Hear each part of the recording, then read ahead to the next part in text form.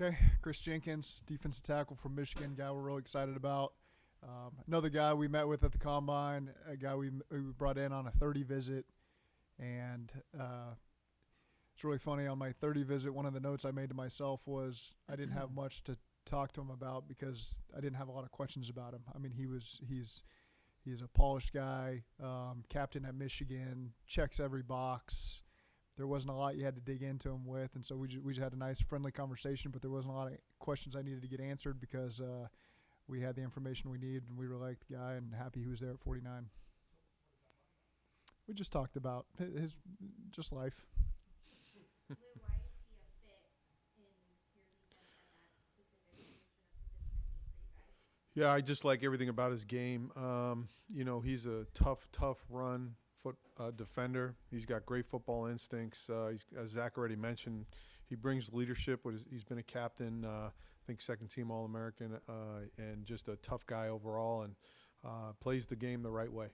Lou, is he the type of guy that could slide in early downs, a guy who's rushing on third down? How do you see him? Yeah, we see him as a three-down player. He'll certainly he's already shown that in college at a high level. So right now he'll be slotted in to rotate in with the other guys, and we're very excited to have him. Is that your first? Go ahead, Jim. Is that the key when you're addressing defensive tackle, the sort of the draft is finding a three-down player, making sure that the first three downs? That's ideal. You want to have a vision and a role for the player, and how they fit with us, and so we felt like Kris really fits in with the guys that we have in the building, and we're excited to get him. Zach, your first two picks have three national championships combined. Yeah. The last 3 years, basically. How much is that? It seems like a big part of your draft philosophy, that championship pedigree mindset. I think that those players certainly rise. We evaluate the talent level and the person, and would you believe it? Some of the top programs in the country believe the same thing we do, and so they get quality people that are really talented players, and so I think it's no coincidence that when we end up falling in love with guys that those programs have as well. From a positional standpoint, kind of where does he feel fit that? Is he a shade of a one like the three? What do you feel like he's Yeah, well, that's the good thing about him. He's done a bunch of different jobs at Michigan. We like that about our players, and he'll fit right in. I think he, has played some five technique, played some three, played some shade. So really fits in kind of with the group that we have now and can do a bunch of different things. You guys just go straight here. You all say that Michigan got it early in the draft. What is it? Is there something philosophically that maybe defensively that makes those guys really good fit for what you all want to do? I think, like Zach just mentioned, I think it's more about, as we evaluate the players. Oh, by the way, happen to come from Michigan, but they're certainly won the national championship for a reason. They're surrounded by a bunch of good guys. So I think it's a little bit of a coincidence there, but Kris will fit right in well with our guys. How important is it, Lou, for a guy, any defensive player, to come in, pick up systems very quickly? Well, it always certainly a benefit, and he's a guy that we really like his football awareness, his instincts. So I don't think this guy will have Kris will have any trouble at all, just picking it up and running with it. Zach, is that something that separates maybe a fourth, fifth, later pick between a first and a second rounder, is how quickly they can assimilate? It factors in. I think the physical talent, number one, is something that really pops at the top of the draft like this, and that's what he's got. He also has a lot of intangibles that he gets the most out of his play and his preparation. And so, again, you don't want to sell a guy short. He uses every attribute that he's got to become the player that he has at Michigan, the captain, the champion, and now, a top pick for us. Lou, he didn't post a lot of 2.5 sacks. Is he a pocket pusher? Like, what do you see from him? Yeah, that's a position that where he's coming from. He's facing a lot of double teams inside. I think he's got a little bit of ways to go in that part of his game, which we can help him with. But he's really demonstrated that he has been a stout guy in the run game so far, and we can kind of build on his game from there. This is for either one of you, but does he need to put on more weight? The initial reports about him, or is that just a little bit undersized for a position standpoint? Yeah, we'll wait to get the player in the building, and then we'll talk him through what our aspirations are for him. Lou, I said, I know you said it was a little bit of coincidence with all the Michigan guys, but last year watching DJ, the year before watching Dax, does a guy like Kris pop out, or do you only focus on the guys in that particular draft? No, that's a good question. I think anytime we're watching tape, we're always making note, hey, who's number, 98 or who's number 15 or whatever it may be. So, and you look it up, always an underclassman, and you have an idea who they are. If you don't know the name already, certainly at a school like that, you will probably know who it is. But no, it definitely helps, and our guys upstairs do a great job of making us aware of keep an eye on this guy too as you're watching tape. So it definitely helps. Coach, from an intangible, Go ahead, Hub. from an intangible standpoint, forget the numbers, forget the stats. Mm-hmm. From an intangible standpoint, where does this guy, rate? How does he stand? Yeah, he checks all the boxes on that, especially. I just think he comes in, as we mentioned, he's done a bunch of different jobs on the field, been a captain, brings leadership, like everything about him. So from that standpoint, I think, we're real happy.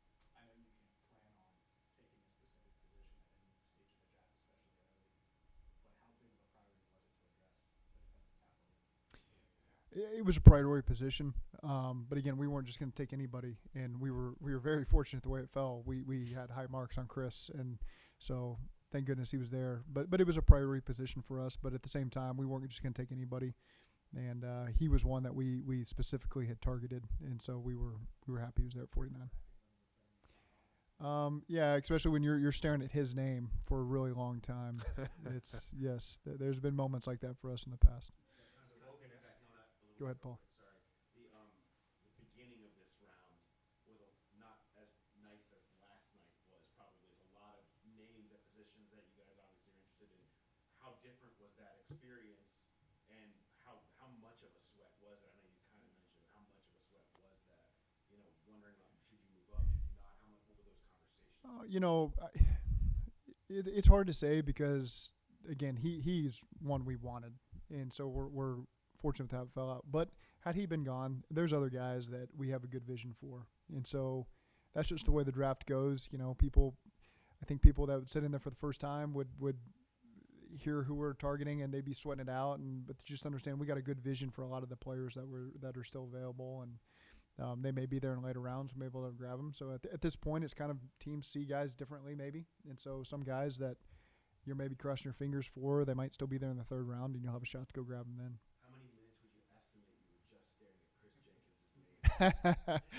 It feels like these are 7-minute picks. They feel like 27 minutes. I was squinting for an hour. Yeah, it feels like a long time. Was the weight Logan-esque? Was it the Logan-like weight, the 2020? It was similar. Yeah, It was too dissimilar to that. Yeah. Luke, does the addition of Sheldon and his strength being able to rush the passer allow you to take a guy like Kris who doesn't necessarily have some of that pass rushing Yeah. yet? Like, does that kind of even it out for you? Well, I think it's when you look at the position itself, I think it's a little bit, it's rare that you get the inside guys that create and produce multiple sacks inside. There's the Aaron Donalds of the world, and then there's everybody else. So, you got to start with something that they do well. We'd rather start with they're a great run defender, and let's build on their pass rush, because I just think that's what fits us best right now. So so playing alongside of BJ and Sheldon and Zach and those guys, I think he fits in great.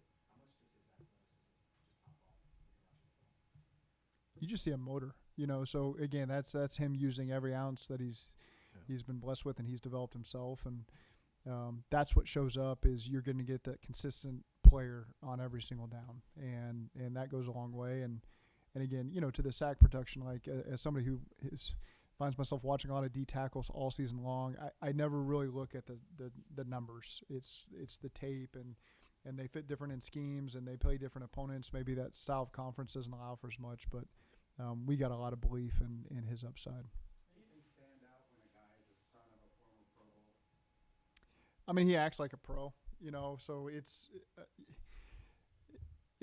we're always a little late to the party with the background of the player, so I think we're at the combine and we're starting to catch up on everybody and we're reading through the bio and we're putting 2 and 2 together. Obviously at that point, obviously our scouts and Duke and all them knew that a long time ago, but he knows, I think he carries himself the right way because that's just the type of person that he is. B, you can tell he's educated the right way on the process. He knows what to expect. And so I think that those are all things that benefit him. And you got to give credit to him. Like, you can just tell the multiple interactions we've had with Kris, he is grounded, and whoever gets credit for that deserves credit for that. But that certainly stood out every time that I've interacted with him.